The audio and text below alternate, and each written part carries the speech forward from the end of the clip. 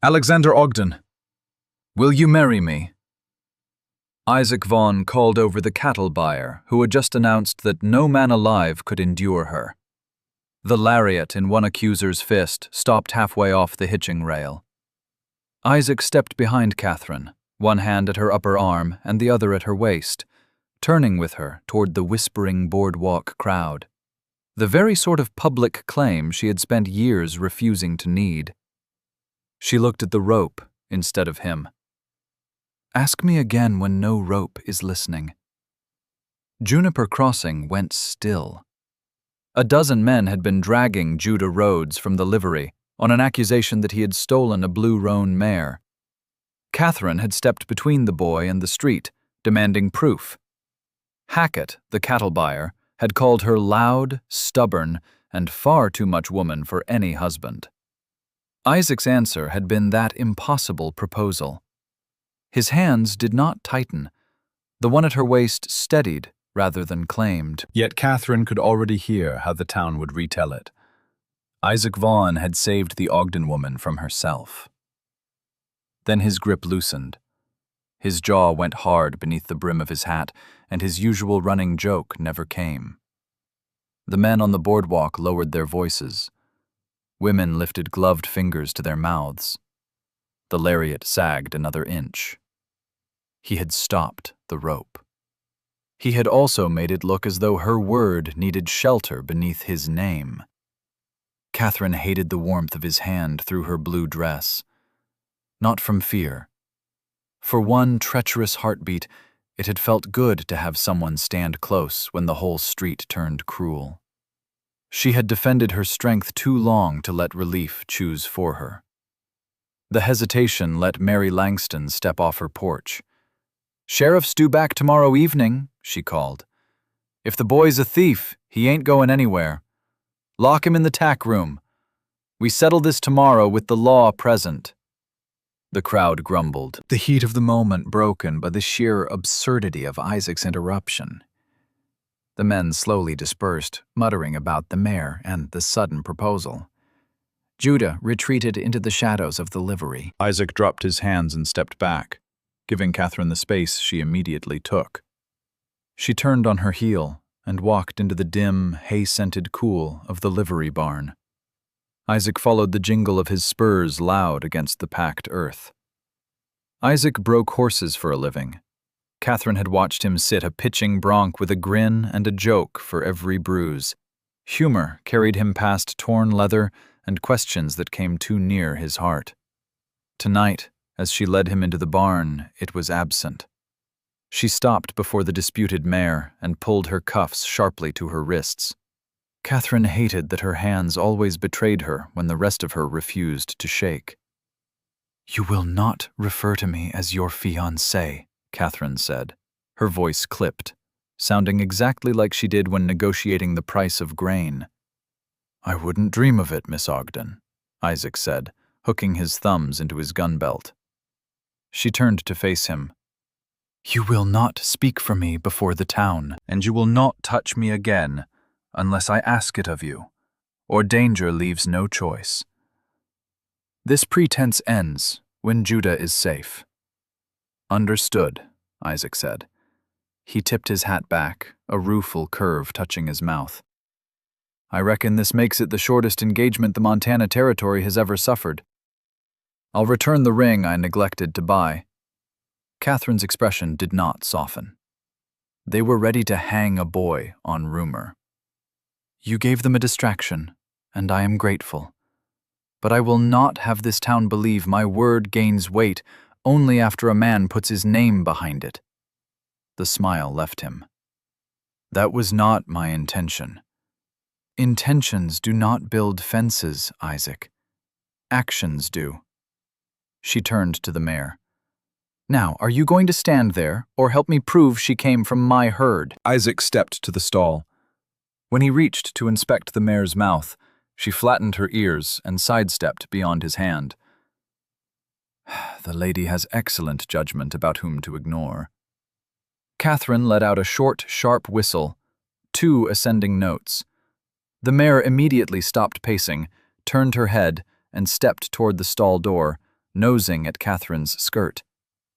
Isaac raised an eyebrow. Betrayed by a woman and a horse in one evening. A severe blow to a man's standing. Katherine didn't laugh, but her hands were gentler as she ran them over the horse's neck. "Look here," she murmured. Blue mercy breathed against her palm, trembling from the noise outside. Katherine worked a thumb beneath the cheekpiece and loosened it one hole. Isaac watched rather than reaching over her. "She settles for you," he said. "She remembers who never burned her hide." His gaze went to the altered brand. Horses remember the difference. "So do women," Katherine replied. This time he did not answer with a joke. Caught beneath the leather halter was a frayed thread of bright blue ribbon. Katherine braided that color into every Ogden horse before a sale. It was not proof enough for a court, but it was the first familiar thing she had seen since the shouting began. "She's Blue Mercy," Katherine said softly. "She vanished from the south pasture 3 months ago. But look at the brand." Isaac ducked under the rail and ran his fingers across the mare's left flank. The hair had been clipped and singed around a fresh box H mark. He pressed lower, then looked up. "Old scar underneath. Your brand is still there." "Judah did not steal her," Katherine said. "He has neither the iron nor the skill for this. Someone brought her here already changed." The livery door creaked. Mary slipped inside, with a kerosene lantern pale beneath her bonnet. "Katherine. Isaac." She glanced behind her. "The boy says he got the mare from one of Mr. Hackett's drovers. I saw the man with her." Katherine straightened. "You saw the drover?" "He changed saddles behind my boarding house yesterday," Mary whispered. "Rode in on a spent gelding and left his gear on this mare. But Hackett fills half my tables when his crews pass through. If I speak against him, he can empty my house." "Then we bring back something he cannot frighten," Katherine said. "Judah says the drover came by the river crossing." "I'm riding with you," Isaac said. Katherine's fingers went to her cuffs. "I know the trail, and I know tracks and Hackett's men." His voice stayed level. "You choose the route. You set the pace. I ride behind you." She held his gaze, waiting for the familiar male certainty that her judgment must eventually bow to his. It did not come. "First light," she said. Outside, a scrap of rough paper had been pinned to the livery door. By moonlight, the charcoal words were plain. "Mrs. Vaughn." Isaac reached for it, fury showing in the sudden cut of his mouth. Katherine caught his wrist, took the paper down herself, folded it once, and slipped it into her pocket.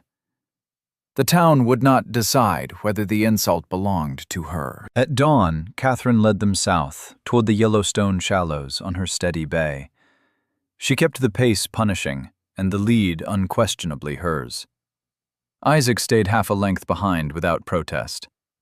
"Keep riding as though the devil is behind us," he called over the hooves, "and you'll ruin the reputation of my fine company." "Your fine company is eating my dust, Mr. Vaughn." "Only because my horse respects your whistle more than my spurs." The answer newly pulled a smile from her. The trail found a rhythm for them, but quiet returned when they stopped to water the horses at a muddy creek bend. Katherine dismounted and brushed dust from her riding skirt. "They think I arranged it," she said. "I heard them at the mercantile. They say I made a scene so you would be forced to claim me." Isaac rested one hand on his saddle horn. "No one with half a brain thinks you need claiming." "Half a brain is generous." She faced him. "A woman who speaks plainly confuses them. A woman making trouble to catch a husband that they understand. Your proposal gave them an explanation they prefer, and now they use it to dismiss every word I say." The easy lilt left his voice. "I moved too fast. I saw a rope and a dozen men looking at you as though you were the danger. I used the loudest thing I had to stop them. He lowered his eyes for a moment. I am sorry I made you look like a ward of my name. Katherine had expected defense, a joke, perhaps a demand for gratitude. The plain apology left nothing for her anger to strike. She looked down at the creek bank instead. Here. 2 sets of hoofprints crossed the soft mud. One showed a tired gelding dragging its left hind toe. The other belonged to a lighter, nervous mare. Clipped horsehair clung to the thorn brush beside the crossing. Isaac knelt beside the gelding's print. Raised outside heel, square-headed nails set wide at the quarter. Hackett's farrier shoes his remuda that way for the broken country east of town. I have reset enough of those irons to know. The gelding's trail approached from the direction of Hackett's cattle camp, then turned back toward it. Blue Mercy's prints entered from the opposite bank and continued toward Juniper Crossing, beneath the drover's added weight. 2 horses came in, Isaac said. The tack changed here. Hackett's gelding went home, and your mare carried his man into town. He rose and stepped aside so Katherine could read the trail herself. You were right. Katherine matched his explanation to the mud. The proof was not a trinket dropped by a careless thief. It was written in weight iron and direction plain enough for the sheriff to verify. Thank you, she said, and meant more than the tracks. They returned to Juniper Crossing under a hard afternoon sun. When Katherine entered Mary's boarding house for supper, every fork at the long table stopped. Hackett sat at the head among ranchers and drovers. Near the kitchen, Sadie Hollis, daughter of the late trail registrar, lowered her eyes when Katherine mentioned the river tracks. Isaac pulled out Katherine's chair, then sat without claiming the conversation. Silverware began to move again, though no one seemed hungry. One of Hackett's drovers leaned over the table. Hear you're tying the knot, Vaughn. Never figured you for a man who'd settle on a wild mare that throws every rider. Isaac looked at his beans. I have survived Mary's cooking for 3 years. My constitution is not in question. Mary struck a spoon against a pot in the kitchen. A few men laughed, but the drover kept on. Takes a hard hand to keep a woman like that from making a fool of a man in public. Isaac laid down his fork. The small sound carried farther than a shout. He did not reach for the colt at his hip, but the drover leaned back all the same. Ask about my constitution. Ask about the weather. Isaac's voice went low and flat. But Miss Ogden is not livestock, and her decisions are not your entertainment. Speak of her that way again, and we finish the conversation outside. He did not look at Katherine for approval. He had drawn the line around the insult, not around her. A tight warmth caught beneath Katherine's ribs. She drew the blue ribbon from her pocket and slid it across the table until one frayed end touched his hand. Mr. Hackett, she said, your drover changed horses at the river. His spent gelding wore the raised heel shoes used on your remuda and returned toward your camp. My mare's tracks continued into town beneath his saddle. The sheriff can read the trail tomorrow. Hackett's face darkened. Mary stepped from the kitchen, wiping her hands on her apron. And I will tell him who rode that mare into my yard. Beside the kitchen door, Sadie Hollis looked at Hackett, then quickly away. Katherine noticed. Hackett did too. The meal broke apart soon after. Outside, Katherine turned to Isaac. I must put my statement in order. The livery has too many ears. Come to the Ogden barn. It was the first invitation she had offered him that did not begin with work. His surprise lasted only a breath. I'll be there. An hour later, one kerosene lamp lit the Ogden barn. Sweet hay, oiled leather, and dust softened the silence. Isaac leaned against a stall while Katherine paced the center aisle. With every pass, she revised what she meant to say. I demand became, I ask. A plain accusation became an apology for troubling the town. Her shoulders lowered, so did her voice. Stop, Isaac said. Katherine halted. Is the argument unsound? It is sound enough to shoe a horse on. He pushed away from the stall. But you are filing every edge off the truth before they hear it. Why ask leave to speak in your own barn? Her fingers found her cuffs. They do not listen when I sound like myself. I have been called too loud, too ambitious, too certain. Even my father feared I took up more room than marriage allowed. Her voice thinned. Every man who considered staying first asked what I might cut away. She met Isaac's eyes. Tomorrow a boy's life may depend on those men hearing me. So yes, I am trying to be smaller. Isaac came toward her and stopped 2 paces away. No grin, no reaching hand. You are not too much, he said. They are only accustomed to women speaking low. The words reached the place she had spent years armoring. Katherine studied the man who could joke through a Bronx kick, yet had gone solemn for her. And you hide behind laughter, she said. You turn every promise into a jest before anyone can refuse it. His breath left slowly. You are right. It is easier to be the fool than the man left holding a true answer. He moved half a step nearer, then stopped. But I was not jesting. I have wanted mornings in your barn, your whistle calming a frightened horse, your voice telling me where my knot is wrong. I wanted them long before tonight. He glanced toward Blue Mercy. You do not coax a frightened animal by pretending it has no strength. You give it room to use that strength safely. I knew that about horses, and forgot it with you in the street. His mouth twisted. Fine proof that I am a fool. Katherine's breath caught. She did not step back. Still, I will not ask again, while you need an ally, or while the town is trying to make you owe me. His voice roughened. The fall remount sale is in 2 weeks. Tell me only this. Do you want me beside you there? It was not another proposal. That mattered. He was asking for one place in her future, not seizing the whole of it. Katherine opened her mouth, and for once the answer that frightened her was not no. Before Katherine could answer, the barn doors rattled.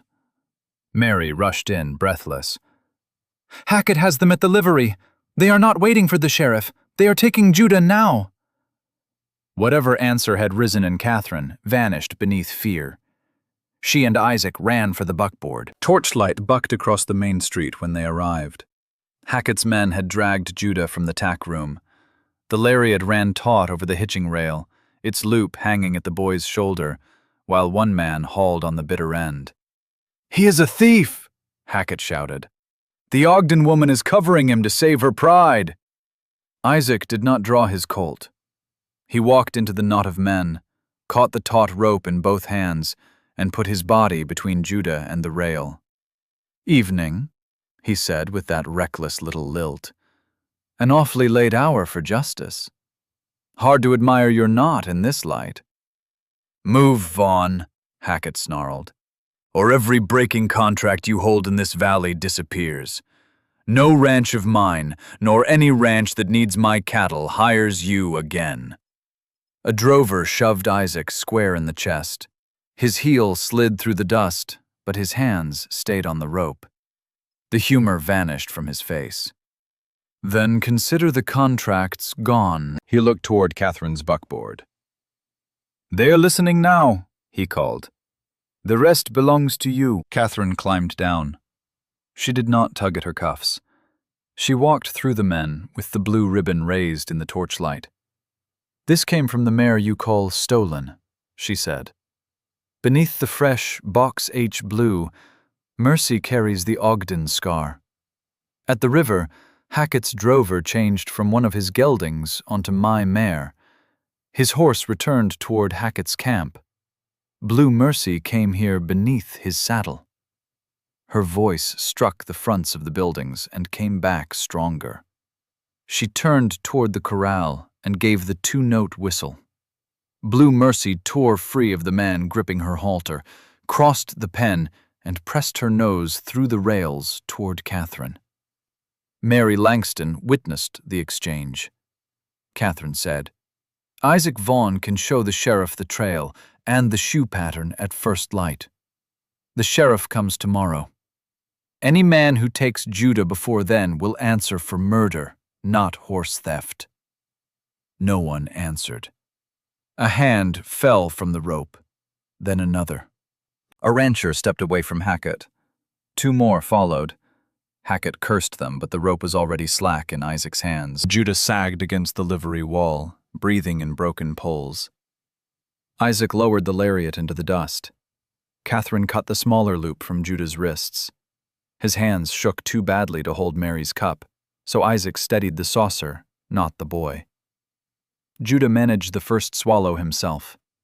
Katherine saw the difference help need not make a frightened person helpless. An hour later, Judah was safe in Mary's kitchen, with a blanket around his shoulders. Katherine found Isaac beside her buckboard, brushing dirt from his coat. One cheek had begun to darken, and Hackett's threat hung between them like a debt already entered. "I will repay the contracts you lost," she said. His hand stopped. "No. You lost your work because you stood with me. I lost it because I would not let a mob kill an innocent boy. And I stood with you because that is where I chose to stand." He came one step nearer. "Do not turn my choice into a debt, Katherine. Do not make us a ledger." The words found her oldest fear, that accepting a man's help meant surrendering a portion of her life in payment. She looked away. "I need room to prepare for the remount sale. I need to do it alone." Silence held him for several seconds. Then he nodded, though the hurt in his face made her wish he had argued. "All right. I have an offer to move a herd north. I'll be gone by morning." He kept the distance she had demanded and walked away into the dark.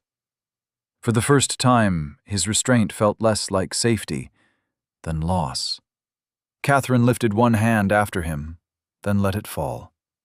Calling him back while fear still spoke would create another false answer. Yet, as he vanished beyond the lamplight, she understood the cost of waiting for certainty. Lonely people often used it to excuse doing nothing. The sheriff returned the next evening. At dawn, Isaac showed him the raised heel tracks leading toward Hackett's camp and Blue Mercy's trail into town. With Mary's witness the altered brand and Judah's account, he held the drover. Hackett denied ordering the theft and posted surety. Without proof tying him to earlier swaps, the larger matter remained open. Katherine should have felt vindicated. Instead, for 10 days, the Ogden barn sounded wrong. She worked Blue Mercy for the army buyers, then paused between passes, listening for boots that never crossed the dirt, and a voice that no longer counted her strides. Blue Mercy noticed the absence, too. At the third training pass, she stopped at the far rail and looked toward the barn door, ears pricked. "He is not coming," Katherine told her. The mare flicked an ear as though the fault were clearly Katherine's. On the 5th day, Katherine called the wrong cue and spoiled a clean turn. On the 7th, she caught herself setting out 2 tin cups beside the water barrel. By the 10th, missing him had ceased to feel like weakness. It felt like information she had been too proud to use. At the mercantile, a rancher said, "Shame about Vaughn. Ruined his trade over a woman's pride." Katherine turned before fear could pull her voice low. Isaac Vaughn lost those contracts because he had the spine to stand against a lynch mob while the rest of you watched. He is a finer horseman and a better man than anyone in this room. She left beneath the silence with her shoulders level and her breath unheld. That afternoon she rode north. Isaac's temporary camp lay at a dusty bend in the river. He was working a difficult gelding on a long line, dust on his coat and weariness in the set of his shoulders, but his hands remained patient. At the sight of her, he brought the gelding down to a walk and came to the fence, stripping off his gloves. "Miss Ogden." Katherine dismounted without touching her cuffs. "I did not ride here to settle a debt." She drew a folded paper from her pocket. "This offers you work as head trainer at Ogden. Fair wage, equal say in the barn, and no authority to sell so much as a fence post without me." He glanced at the paper, but did not take it. "Katherine, I told you I do not want pity." "Then listen before you refuse me." Her courage shook harder here than it had before the mob. "The barn is wrong without you. I miss your foolish counting. I miss arguing over bits. And I am asking you to stand beside me when no rope is listening." She unfolded the paper and showed him the final line written in her own hand. "Either party may end this agreement without claim upon the other's land, wages, or name." "I wrote that for both of us," she said. "I will not trap you with gratitude." "You will not trap me with sacrifice." "Stay only because the work and I are what you choose." The lunge line from the gelding lay across the dust between them. Katherine stepped over it and held out the contract again. "That one is not listening either," she said. Isaac looked from the line to her face. His laugh came low and real, startling the gelding's ears forward. Then he took the paper. "I accept the terms, especially the fence post." He read the added line twice. Then he folded the paper with unusual care and tucked it inside his coat. "For the record, he said I would have come for the arguments alone. The wage is for the horses." "Then I am underpaid already." Her laugh escaped before she could decide whether to permit it.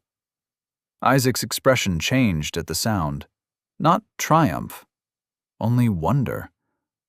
And that made her laugh once more. They spent the final week learning how to work beside one another without surrendering what each did best. They argued over Bit's feed and Isaac's counting. Katherine whistled the commands. Isaac called the strides. He explained corrections and admitted when she was right. Their voices made rough, companionable music in the corral. On the second morning, Blue Mercy balked at the canvas used to test a remount's nerve. Isaac wanted to lead her past it. Katherine wanted the mare to approach alone. They argued until Judah observed that Blue Mercy seemed more sensible than either of them. Isaac looked at Katherine. "A compromise. You hold the canvas, I give the cue." Blue Mercy crossed without breaking stride. Isaac bowed to the mare. "At least one lady here appreciates cooperation." Katherine tossed him the blue ribbon. He caught it and tied it to the rail where both could see it. The day of the remount sale came bright and hot. Army buyers, ranchers, and half the town crowded the auction pens at Juniper Crossing. Katherine led Blue Mercy into the ring herself, with Judah at the mare's flank. She showed the clean stops, the steady response to a pistol fired at a distance, and the perfect recall to her two-note whistle. The Army captain awarded the principal remount contract to the Ogden homestead. Applause rolled around the ring. Hackett stood at the back beneath the sheriff's watch, sour-faced, and still insisting his drover had acted alone. As Katherine left the ring, a rancher said loudly, "She has the contract, but she is still too much woman for a house. Pity." Katherine turned serene. "Then purchase a smaller horse, sir. They are easier to manage when the rider lacks skill." Laughter broke across the pens, turned back upon the man who had doubted her. Isaac stepped from beneath the livery awning only after the captain had shaken her hand. Judah had led Blue Mercy clear, and Katherine's victory belonged unmistakably to Katherine. He crossed the street with his hat in his hand. He had stayed close enough to help, and far enough that no buyer could mistake whose training they judged. When Blue Mercy shied at the pistol smoke, his hand closed around the rail. He did not enter the ring. He trusted Katherine to finish. The crowd quieted. Everyone remembered the first proposal. This time there was no lariat, no frightened boy, no debt disguised as rescue. Only the woman who had won her own contract, and the man waiting for her answer. Katherine Ogden. Isaac said, without grin or shield, "Will you marry me?" She saw the difference he had promised through action.